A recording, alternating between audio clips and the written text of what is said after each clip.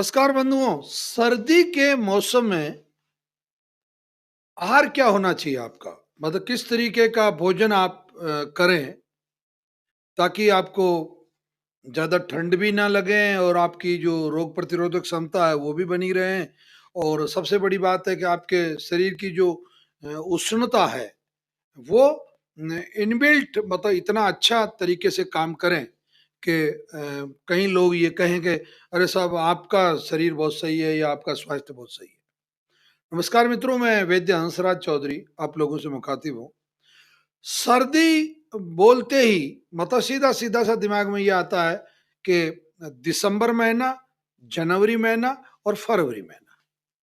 वैसे 15 नवंबर से सर्दी का समय गिना जाता है, परंतु जनरली 1 दिसंबर से सर्दी अच्छी शुरू होती है और करीब-करीब 30 जनवरी तक, यानी कि ये 2 माह जो हैं वो पीक के सर्दी के होते हैं। अब इसमें सबसे पहला जो आहार आपका होना चाहिए वो होना चाहिए गुड़। मतलब गुड़ जो है, प्राकृतिक तरीके से बना हुआ जो गुड़ है, वो बहुत काम की चीज़ है। एक आपके शरीर में उष्ण आपके भोजन को पचाता है और सबसे महत्वपूर्ण बात ये है कि गुड़ खाने से आपको और भूख लगती है। मतलब भूख मतलब पाचन शक्ति बढ़ाने के साथ-साथ में आपकी जो खाने की इच्छा है उसको भी बल देता है, उसको भी जागृत करता है। गुड़ में कई तरह के प्रोटीन हैं, कार्बोहाइड्रेट्स हैं, मिनरल्स हैं, और कई अच्छी आवश्यक जो आपके शरीर के लिए सामग्री है वो है। खास तौर से उसमें कैल्शियम होता है, मैग्नीशियम होता है, सोडियम होता है बहुत अच्छी मात्रा में। दूसरा आपका सर्दी में आहार होना चाहिए तेल। तेल भी तिल का तेल। मतलब आजकल पूरा एक ग्लोबल विलेज हो गया पूरी दुनिया। ऐसा नहीं कि भाई तिल राजस्थान में पैदा होता है या गुजरात में पैदा होता है तो एक उत्तर प्रदेश का व्यक्ति तिल कहाँ से लाएगा या बंगाल का व्यक्ति तिल कहाँ से लाएगा। कमोबेश थोड़ा-थोड़ा तो सभी जगह तिल पैदा किया जाता है। तिल्ली या तिल दोनों में से कुछ भी कह लो उच्चारण के लिए।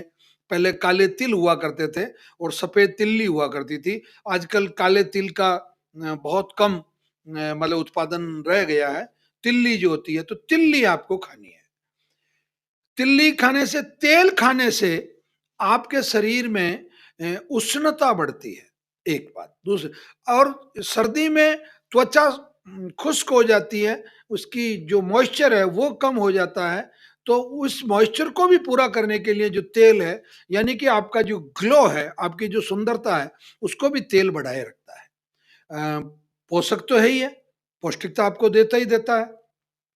जो सबसे महत्वपूर्ण काम करता है कि आपके शरीर में वर्षा काल में पैदा हुए कई तरह के टैपवर्म होते हैं, फीताकृमि वगैरह ये सभी, तो इनको ये जो तिल का तेल है, ये उनको मार देता है या उनका शमन कर देता है और आप शरीर से मतलब कीड़ों से मुक्त हो जाते हैं। मैं बैक्टीरिया की बात नहीं कर रहा हूँ, मैं फंगस की बात नहीं कर रहा हूँ।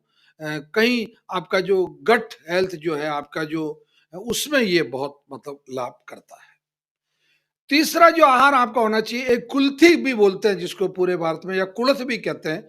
उनको आप अगर पका के दाल के रूप में या यूं ही सीधा खाद्य के रूप में, जैसे कुलथ आपने पका लिए, एक तरह की बहुत चिकनी सी दाल जैसा ये होता है, बहुत इसमें गर्मी होती है। खास तौर से स्टोन का दुश्मन है ये, पथरी का दुश्मन है। अगर आप इसका सेवन करते हैं तो आपके शरीर में जो पथरी है वो निकल जाती है, किडनी वगैरह में है। अगर 10 एमएम तक है तो कुल्थी का पानी पीने से और कुल्थी खाने से लगातार आप अगर 10-15 दिन तक इसका सेवन करते हैं तो आप उससे मुक्त हो जाते हैं। इसमें जो सीज़नल अनाज है जैसे मक्का है, बाजरा है, तो ये भी खाने का प्रावधान है आयुर्वेद में। और उड़द की दाल थोड़ा बहुत, मतलब हालाँकि उड़द की दाल उन लोगों को नहीं खानी चाहिए जिनको मोटापा है या जिनको बहुत ज़्यादा मतलब वज़न के वो शिकार हो गए हैं। फिर भी सामान्यतया उड़द की दाल और ख़ास तौर से मसाले खाने का मौसम होता है। मतलब अब जैसे जीरा है, सौंठ है, काली मिर्च है, लौंग है, जावित्री जायफल है, ये जो जितने मसाले हैं, बड़ी इलायची है, छोटी इलायची है, ये जो मसाले जितने हैं, ये सब मसाले सर्दी में खाने के लिए हैं। इस सर्दी के मौसम में आप ढोकला बना सकते हैं, या साजिया बोलते हैं जिसको साजिया बना सकते हैं।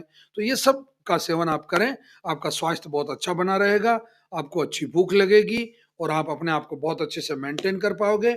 इसी प्रकार की बहुत महत्वपूर्ण जानकारियाँ प्राप्त करने के लिए आप हमारा श्री नवग्रह आश्रम सेवा संस्थान का जो यूट्यूब चैनल है, उसको सब्सक्राइब करके रखें और ये वीडियो आपको अगर अच्छा लगा, तो इसको आप अधिक से अधिक लोगों को शेयर करें ताकि ये महत्वपूर्ण जानकारी जो आपको मिली, वो भी लोगों को मिल पाए। किडनी, डायबिटीज, लीवर और कैंसर इन सभी बीमारियों के लिए आप श्री नवग्रह आश्रम सेवा संस्थान पर रविवार अथवा शनिवार को प्रातःकाल 7 बजे तक अवश्य रूप से आएँ। धन्यवाद, प्रणाम, जय धन्वंतरि।